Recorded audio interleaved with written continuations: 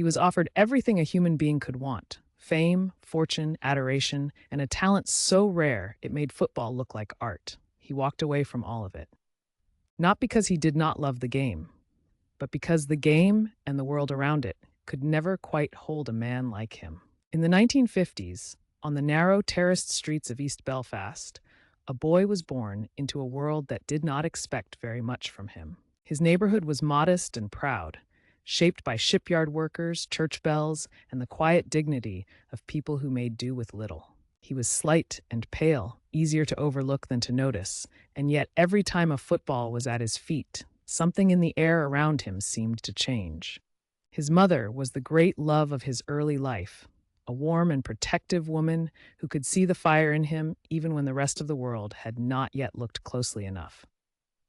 When a scout from one of the biggest clubs in England came to watch him train, the boy was 15 years old and so homesick within days of arriving that he almost never went back.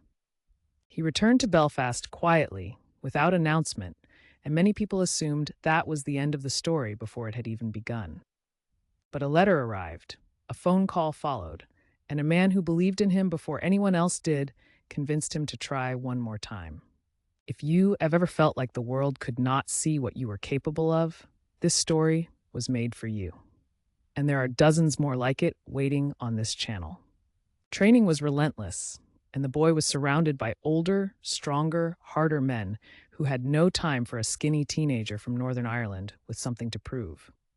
He was knocked down repeatedly, physically and emotionally, and each time he got up, something in him hardened just enough to make him dangerous. On a September evening in 1963, at 17 years of age, he stepped onto a First Division pitch for the very first time, and football held its breath. He touched the ball twice in that first game, and both times something happened that had not been seen before. A kind of movement that seemed to belong to a different sport entirely. Word spread the way it only can when something genuinely extraordinary walks into a room. Quietly at first, then all at once. By 1965, he was not just a footballer. He was a cultural phenomenon, the first player in the history of the game to be treated like a rock star. His face appeared on magazine covers, his name was spoken on television programs that had nothing to do with sport, and teenage girls wept at the sight of him. But football was always the truest thing, and on the pitch in 1968, he delivered the performance that defined his era. In the European Cup final at Wembley, against the most feared opponents on the continent, he scored and danced and seemed to exist on a different plane from every other human being on that pitch. His manager, a towering gray-haired figure who had survived tragedy and rebuilt from nothing, embraced him that night as if holding something rare and breakable. He was named European Footballer of the Year at 22, the youngest player ever to receive the honor, and the world told him the greatest years were still ahead. But the world was wrong, and somewhere inside him, he already knew it. The drinking had begun quietly, as it always does, finding the spaces between the noise and filling them with something that felt like silence.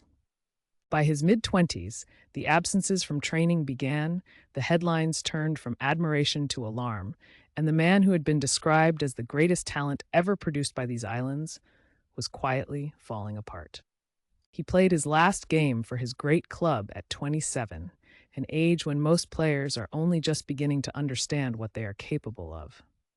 He drifted through years that did not deserve him, short stints at smaller clubs, brief flashes of the old magic that made grown men ache for what could have been. In his final years, the illness was visible, and the public watched with a helplessness born of genuine love, because whatever the man had lost, what he had given could never be taken back. He died in November of 2005, and the cities of Manchester and Belfast stopped in a way that cities rarely do for anyone who is not a head of state. At the stadium where he had once made football look like something dreamed rather than played, they erected a statue of him mid-dribble, frozen at the precise moment when the whole world was watching and nothing had yet gone wrong. Because that is what genius does. It does not ask to be remembered. It simply refuses to be forgotten.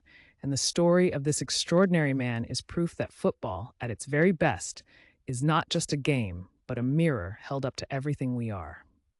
If that story moved you, follow Football Untold, because there are more voices waiting in the silence of history that deserve to finally be heard.